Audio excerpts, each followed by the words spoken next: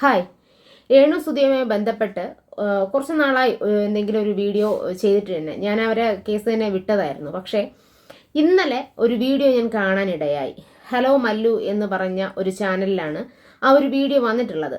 നമ്മൾ മുമ്പേ പറഞ്ഞു തന്നെയാണ്. കാരണം രേണുസുധി കാണിക്കുന്നത് അഭിനയമാണോ അല്ലെങ്കിൽ ആ ഒരു തരത്തിലേക്ക് പറഞ്ഞിട്ടൊക്കെ ഉണ്ടായിരുന്നു ഒരുപാട് പേര്. കാരണം രോഗാവസ്ഥയുണ്ട്, ഇല്ലെന്ന് ഞാൻ പറയുന്നില്ല. പക്ഷേ അവർ പറഞ്ഞിരുന്നൊരു 4th സ്റ്റേജാണ്, ഭയങ്കര സീരിയസ് ആണ് എന്നൊക്കെ കാര്യങ്ങളാണ് രേണുസുധി വന്ന് പറഞ്ഞിട്ടുണ്ടായിരുന്നത്. പക്ഷേ അതിന് നേരെ ഓപ്പോസിറ്റാണ് അവർ കാണിക്കുന്ന രീതികളും കാര്യങ്ങളും ഒക്കെ.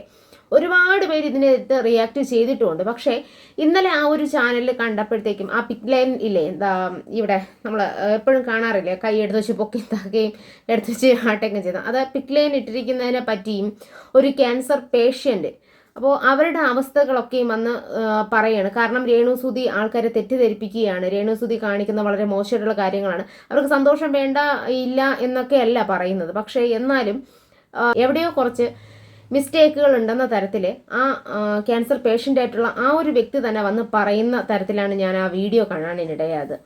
പക്ഷേ എന്തൊക്കെ പറഞ്ഞാലും ആൾക്കാർക്ക് ഇതങ്ങോട്ട് ഉൾക്കൊള്ളാനായിട്ട് പറ്റുന്നില്ല. അത് സത്യമാണ്. കാരണം രേണുസുധിക്ക് അസുഖം ഇല്ല, അവർക്ക് സുഖം പ്രാപിക്കേണ്ട അങ്ങനത്തെ രീതിക്കൊന്നും അല്ല ഇപ്പം പറയുന്നത് കേട്ടോ. രേണുസുധിക്ക് അസുഖമുണ്ട്, പക്ഷേ എന്നാലും അത് 4th സ്റ്റേജ് ആയിരിക്കത്തില്ല, ചിലപ്പോൾ 1st സ്റ്റേജ് ആയിരിക്കും. ഇവർ ആദ്യമേ തന്നെ ഫസ്റ്റ് കീമോ കഴിഞ്ഞപ്പോൾ തന്നെ ഇവർ തന്നെയാണ് മുഴുവനായിട്ട് മുടി എടുത്ത് കളഞ്ഞത്, അല്ലെങ്കിൽ എൻ്റെ മുടി പോകുന്നുണ്ട് എന്നൊക്കെ പറഞ്ഞ് ഓരോ വീഡിയോസും കാര്യങ്ങളൊക്കെ ചെയ്തിരുന്നത്. അതൊക്കെയും ഒരു വിശ്വാസം ഇല്ലാത്ത ഒരു തരത്തിലേക്കാണ് ആൾക്കാരൊക്കെയും പറഞ്ഞു വരുന്നത്. ഞാൻ പറയുന്നതല്ല, ഓരോ ആൾക്കാരും പറയുന്നതാണ് കേട്ടോ. അപ്പോൾ ഇതിൽ വാസ്തവമുണ്ടോ? മനുഷ്യാവകാശ കമ്മീഷനൊക്കെ പരാതി പോയിട്ടുണ്ടായിരുന്നു. കാരണം രേണുസുധിക്ക് ഈ ഒരു അസുഖമുണ്ടോ എന്നുള്ള തരത്തിൽ ഒരുപാട് പേര് ചർച്ചാ വിഷയങ്ങളൊക്കെ ആക്കിയ കാര്യങ്ങളാണ് ഇതൊക്കെയും. അപ്പോൾ രോഗാവസ്ഥയിലാകുന്ന ഒരു വ്യക്തി നമുക്ക് കാണുമ്പോഴത്തേക്കും രോഗാവസ്ഥയുണ്ട്, ക്ഷീണമുണ്ട്, അല്ലെങ്കിൽ ആ ഒരു നമ്മുടെ ആ മുഖത്ത് കാണും. കാരണം എൻ്റെ അച്ഛൻ ക്യാൻസർ പേഷ്യൻ്റ് ആയിരുന്നു, ക്യാൻസർ വന്നാണ് മരിച്ചിട്ടുണ്ടായിരുന്നത്. എൻ്റെ അച്ഛൻ അനുഭവിച്ച വേദനകളും വിഷമങ്ങളും ഒക്കെയും ഞങ്ങൾ കണ്ടിട്ടുണ്ട്. ഞാൻ എൻ്റെ കുഞ്ഞുനാളിൽ മുതൽ ഞങ്ങൾ കണ്ടുകൊണ്ടിരിക്കുന്നതാണ്, അല്ലെങ്കിൽ കണ്ടിട്ടുള്ളതാണ്. ഇപ്പോൾ എൻ്റെ അമ്മയുടെ കൂടെ വർക്ക് ചെയ്തിരുന്ന ഒരു ആൻറ്റി ഇപ്പോൾ ഒരു ക്യാൻസർ ബാധിച്ച് ചികിത്സയിലാണ്. അവർ മക്കളാണ് ഇപ്പോൾ ഫോൺ എടുക്കുന്നത്, അവർക്ക് ഫോണൊന്നും കൊടുക്കാറില്ല. ഒരു ഫസ്റ്റ് കീമോ കഴിഞ്ഞു, ഇപ്പോൾ അടുത്ത് 2nd കീമോയ്ക്ക് പോകാനായിട്ട് പോകുകയാണ്. അപ്പോൾ ഈ കാര്യങ്ങൾ ഒക്കെയും നമ്മുടെ ഇടയിൽ തന്നെ ഉണ്ട്. നമുക്ക് ക്യാൻസർ പേഷ്യൻസിനെ കുറിച്ച് നമുക്ക് കുറച്ചുകൂടെ കാര്യങ്ങളൊക്കെ അറിയാം. പിന്നെ എൻ്റെ ഫാമിലീസൊക്കെ ആണെങ്കിലും ഹോസ്പിറ്റൽ പരമായി വർക്ക് ചെയ്യുന്നവരാണ്. അപ്പോൾ നമ്മൾ ഈ കണ്ടും കേട്ടും അല്ലെങ്കിൽ അവരൊക്കെ സംസാരിച്ചും ഈ ക്യാൻസർ പേഷ്യൻ്റെ കാര്യങ്ങളൊക്കെ നമ്മൾ വിളിച്ച് തിരക്കുന്നതാണ്. അപ്പോൾ നമുക്ക് കുറച്ചുകൂടെയും കാര്യങ്ങളൊക്കെയും നമുക്ക് മനസ്സിലാക്കാനായിട്ട് പറ്റുന്നുണ്ട്. പക്ഷെ ഇവർ കാണിക്കുമ്പോൾ ഭയങ്കര ഒരു ആൾക്കാരെ പറഞ്ഞ് തെറ്റിദ്ധരിപ്പിക്കുന്ന രീതിയിലാണോ, അല്ലെങ്കിൽ എന്തിനാണ് ഇത്രയധികം സിമ്പതി ക്രിയേറ്റ് ചെയ്യുന്നത്, അങ്ങനെയൊക്കെ തോന്നും. കാശ് ചിലവുള്ള കാര്യം തന്നെയാണ്, ഇല്ല എന്നൊന്നും പറയുന്നില്ല, കാശൊക്കെ ഒരുപാട് ചിലവാകും. പക്ഷേ ഈ പിക്ലൈൻ ഇട്ടിരിക്കുന്നതും അല്ലെങ്കിൽ ഈ ആടിപ്പാടുകയൊക്കെ ചെയ്യുന്നത് വളരെ ദോഷമുള്ളൊരു കാര്യമാണ്.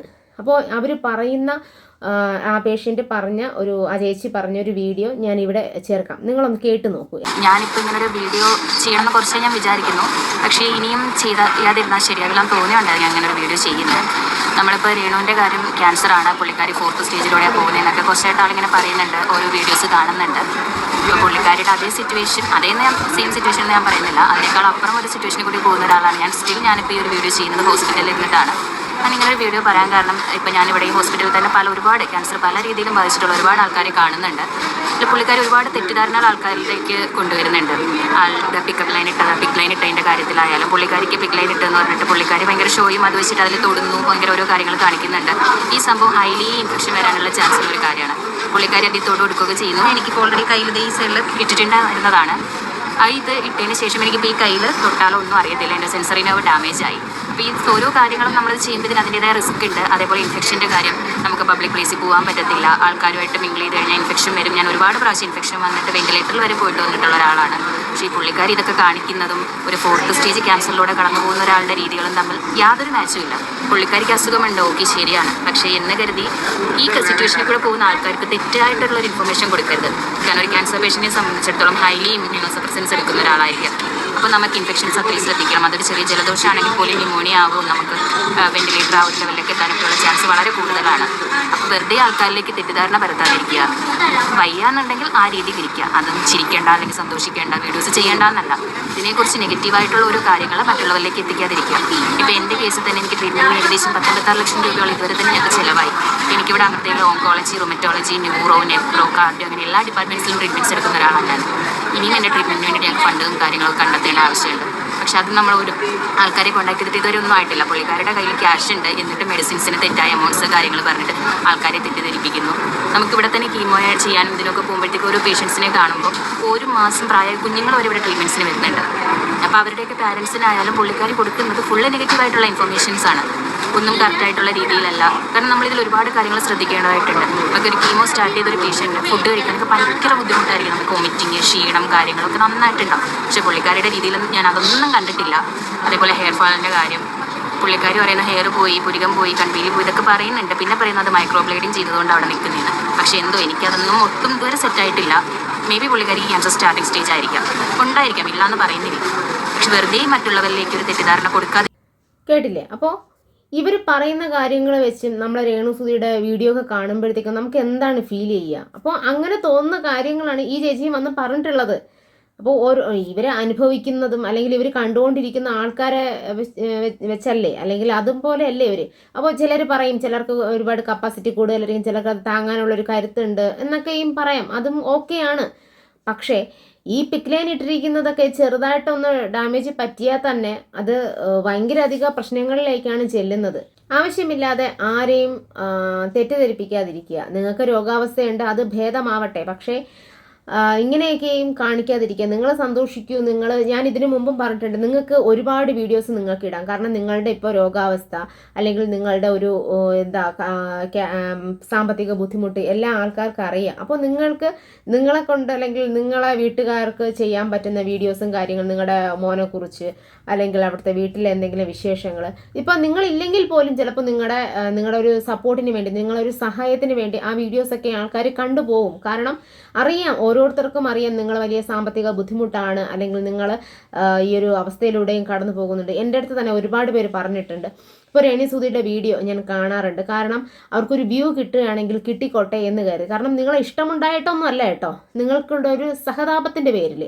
കാരണം നിങ്ങളുടെ മുമ്പത്തെ വീഡിയോ ഒക്കെ കണ്ട് അവർ ഒരുപാട് കുറ്റം പറഞ്ഞിട്ടുണ്ട്. പക്ഷെ എന്നിരുന്നാലും നിങ്ങളുടെ ഒരു രോഗാവസ്ഥ മാനിച്ചാണ് അവർ പറയുന്നത്. അതെങ്കിലും ഒരു സഹായം ആയിക്കോട്ടെ എന്ന് കരുതി കാണാം എന്ന് പറഞ്ഞിട്ട് അവർ വെറുതെയെങ്കിലും പ്ലേ ചെയ്യൂ. അത് നിങ്ങൾക്ക് നിങ്ങളുടെ മകനെക്കുറിച്ച് അല്ലെങ്കിൽ മകൻ്റെ വിശേഷങ്ങളെക്കുറിച്ച് അല്ലെങ്കിൽ എന്തെങ്കിലും അവിടുത്തെ ഇന്നത്തെ വിശേഷങ്ങൾ അല്ലെങ്കിൽ എന്തെങ്കിലും ചേച്ചിയായിട്ട് ബന്ധപ്പെട്ടോ അല്ലെങ്കിൽ ചേച്ചിയുടെ പിള്ളേരുമായി ബന്ധപ്പെട്ടോ അല്ലെങ്കിൽ നിങ്ങൾ നല്ല പാട്ടുകാരിയാണ്, ഈ ഒരു വീഡിയോ തന്നെ പറയുന്നുണ്ട് നിങ്ങൾ നല്ല ഗായികയാണ്, അപ്പോൾ ആ ഒരു പാട്ട് പാടുന്നൊരു വീഡിയോസോ അല്ലെങ്കിൽ എന്തെങ്കിലുമൊക്കെ നിങ്ങൾക്ക് ആവാം. ഒരുപാട് സിമ്പതി ക്രിയേറ്റ് ചെയ്യുന്ന ഒരു തരത്തിലേക്ക് വീഡിയോ ഇടാതിരിക്കുക. കാരണം ഇതുപോലെ രോഗാവസ്ഥ അനുഭവിക്കുന്ന കൊച്ചു കുട്ടികൾ മുതൽ പ്രായം ചെന്നവർ വരെയുണ്ട്. എല്ലാവരും കഷ്ടപ്പെട്ട് തന്നെയാണ് ഇരിക്കുന്നത്. അല്ലാതെ നിങ്ങൾക്ക് മാത്രമല്ല ഈ ഒരു രോഗാവസ്ഥയുള്ളത്. ഇത് കണ്ടിട്ട് അല്ലെങ്കിൽ ഈ ഒരു വീഡിയോ കണ്ട് നിങ്ങൾ സന്തോഷിക്കേണ്ട, നിങ്ങൾ ഹാപ്പി ആയിട്ട് ഇരിക്കേണ്ട എന്നൊന്നും അല്ല പറയുന്നത്. പക്ഷേ മറ്റുള്ളവരെ ഒരു രോഗികളെയും കൂടെ നിങ്ങളൊന്ന് മാനിക്കുക. കാരണം നിങ്ങൾ മാത്രമല്ല ഒരു രോഗിയുള്ളത്, മറ്റുള്ളവരും നിങ്ങളെപ്പോലുള്ള മനുഷ്യരാണ് എന്നുള്ളൊരു ബോധം നിങ്ങൾക്കുണ്ടാവുക. പിന്നെ വേറെ കുറച്ച് ദിവസം മുൻപ് ഒരു വീഡിയോ അത് ഞാൻ ചെയ്യാതിരുന്നതാണ്. കാരണം രേണുസുതിയെ മാത്രം ടാർഗറ്റ് ചെയ്ത് രേണുസുതിയെ പൊക്കി പറഞ്ഞുകൊണ്ടിരിക്കുന്ന സജീന വ്ളോഗ്സ് എന്ന് പറയുന്ന അവരൊരു മൂവിയുടെ പ്രൊമോഷനുമായി ബന്ധപ്പെട്ട ഒരു ഇൻ്റർവ്യൂ എന്തോ വന്നിട്ടുണ്ടായിരുന്നു, എന്തോ കരിമ്പടോ അങ്ങനെ എന്തോ ഒരു ഇൻ്റർവ്യൂ. അതിനെ പറ്റിയും ആ മൂവിയുടെ പ്രൊമോഷന് വന്നിരുന്നിട്ടും സംസാരിക്കുന്നത് അവിടെ രേണുവിൻ്റെ കാര്യങ്ങളാണ്. കാരണം എന്തിനാണ് ആ രേണുവിൻ്റെ കാര്യങ്ങൾ വലിച്ചിഴിക്കുന്നത്? ചിലപ്പോൾ ഒരു പബ്ലിസിറ്റിക്ക് വേണ്ടിയായിരിക്കും, പക്ഷെ അതിൻ്റെ ഒന്നും ആവശ്യമില്ല. അതിലെല്ലാം സ്ക്രിപ്റ്റഡ് ആണ്, അറിയാം. പക്ഷെ എന്നിരുന്നാലും അവിടെ അങ്ങനെ ഒരു ടോപ്പിക്ക് കൊണ്ടുവരാനായിട്ട് പാടില്ലായിരുന്നു. കാരണം ഒരു മൂവിയുടെ പ്രൊമോഷൻ ആകുമ്പോൾ അതിൻ്റെ ഡയറക്ഷൻ വഴി, പ്രൊഡക്ഷൻ അല്ലെങ്കിൽ അതിൻ്റെ സോങ്ങുകളെ പറ്റി അല്ലെങ്കിൽ അതിനുള്ളിൽ ഉൾക്കൊള്ളുന്നതായിരിക്കണം ഒരു മൂവി പ്രൊഡക്ഷൻ എന്ന് പറയുമ്പോൾ. അത് ആ മൂവിയിൽ ചെയ്തിട്ടുള്ള ആര് തന്നെ ആയിരുന്നാലും അത് ആ കണ്ടന്റ് അല്ലെങ്കിൽ ആ ഒരു കോൺസെപ്റ്റ് എടുത്തിട്ട് ആര് തന്നെ ആയിരുന്നാലും അവനൊരു വെളിവും ഇല്ലാത്തവനാണ്. കാരണം അവന് സിനിമയുടെ പ്രൊമോഷൻ ചെയ്യണമെങ്കിൽ അവൻ ഈ ഒരു ഇത് വെച്ചിട്ടല്ല അവൻ പ്രൊമോഷൻ ചെയ്യേണ്ടത്, അത് എന്ത് തന്നെ ആയിരുന്നാലും. അതുകൊണ്ട് ആ ഒരു കാര്യം ചെയ്ത ആര് തന്നെ ആയിരുന്നാലും അത് അങ്ങനെയൊന്നും ചെയ്യാൻ പാടില്ലായിരുന്നു. സജീന വ്ളോഗ്സിനോട് രേണുവിനെ പറ്റി ചോദിക്കുന്നുണ്ട്. അതാണ് പിന്നെ അടുത്ത ചർച്ച. എന്തിനാണ് ഇങ്ങനെ ഒരു മൂവിയെക്കുറിച്ച് പറയാൻ വന്ന മൂവിയുടെ കാര്യങ്ങൾ മാത്രം ചെയ്യണം, അല്ലാതെ അവരെ പറ്റി ഇവരെ പറ്റി അതല്ല ചെയ്യേണ്ടത്. അങ്ങനെ ആയിരിക്കണം ചെയ്യേണ്ടത്. സോ രേണു എന്ന് പറയുന്ന ഒരു വ്യക്തി റീൽസിലൂടെയും ഷോർട്സിലൂടെയൊക്കെയും മുന്നേറി വരട്ടെ എന്ന് തന്നെയാണ് പ്രാർത്ഥിക്കുന്നത് അല്ലെങ്കിൽ ആഗ്രഹിക്കുന്നത്. പിന്നെ നിങ്ങൾ ഞാൻ മുൻപും പറഞ്ഞിട്ടുണ്ട്, നിങ്ങൾക്ക് അഭിനയമാണ് ഏറ്റവും അധികം ഇഷ്ടമെന്നൊക്കെ പറയുന്നത് കേട്ടു.